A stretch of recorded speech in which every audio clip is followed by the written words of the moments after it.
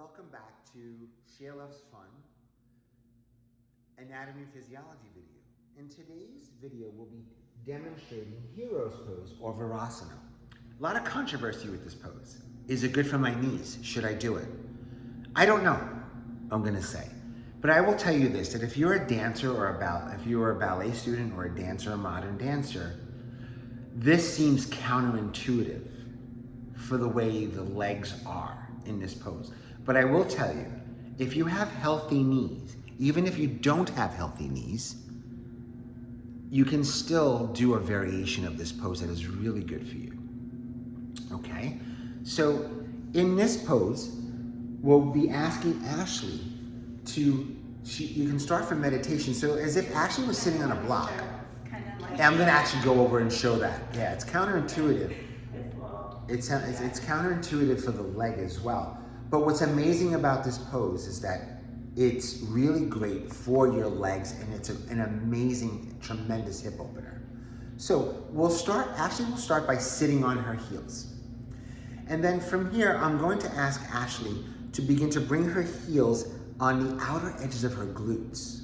So she's bringing the heels out, keeping the knees together. So for those who don't have this flexibility, a block is tremendous here. You would place a block under the sacrum or a blanket or a bolster. So you see Ashley's already holding is because she really feels a lot of tension in her. She feels the tension in her shins. She feels the tension in her calves as well. So here's a couple of little things. I would have Ashley do. First, I would have her smile, as she's doing already. And I would have her actually hold on the way she is now. I want her to ease into this. So I'm going to come over and make a couple of huge adjustments. First of all, benefits, strengthening the core. So if she pulls her belly in, she'll actually take pressure off her legs. Did it take pressure off your legs by pulling the belly in? Right? And if she has her hands behind her, it'll actually take pressure off the legs as well. So one other adjustment without props, and I'll come over and demonstrate for Mr. Bones. I'm going to have Ashley roll her calves out a little bit. Roll the calves out. That actually takes pressure off the leg as well. And knee. So I'll do the other side. We're going to keep Ashley here for an hour. She just doesn't know it. We're going to roll this out. Roll the calves out. And she's getting a tremendous stretch here, a tremendous stretch in the shin as well.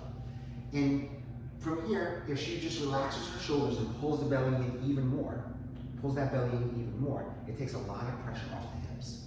And she's actually turning a little less red now. Breathe. What are you feeling, Ashley?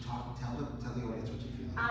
So I think because I used to dance, this seems counterintuitive, the pose. And so I'm always like a little afraid to let go.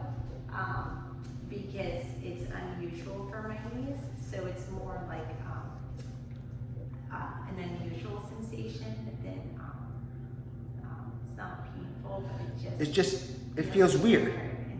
It's counterintuitive because of your dance background, because your legs were used to being pointed outward. So I'm going to have Ashley come out of the pose, and then I'm going to talk a little anatomy with this, because this pose is always controversial. So let's just talk a little anatomy. We'll go a little longer in this video. Why? Because this pose is always a little controversial. And I'm not showing off, but I'm just going to show you, before I demonstrate with Mr. Bones, I'm going to show you how I start. I come into this pose, my belly's pulled in, my toes are tucked to start stretching the fascia of my feet. So my toes are tucked. And then what I do is I actually bring my knees out, and I'm not warmed up. I sit straight back down, and my knees are together. And then I pull the belly in, and all I do is just begin to bring my hands behind me, and I come straight down. Now, I was never a dancer. I'm just a yogi, never a dancer. So from here, I bring my knees together, I pull the belly in, and I begin to press my hips up even higher, and get my elbows alongside me, and I get a tremendous stretch in my quads, tremendous stretch in my shins as well. And believe me, ladies and gentlemen, I am not warmed up at all. Not warmed up at all.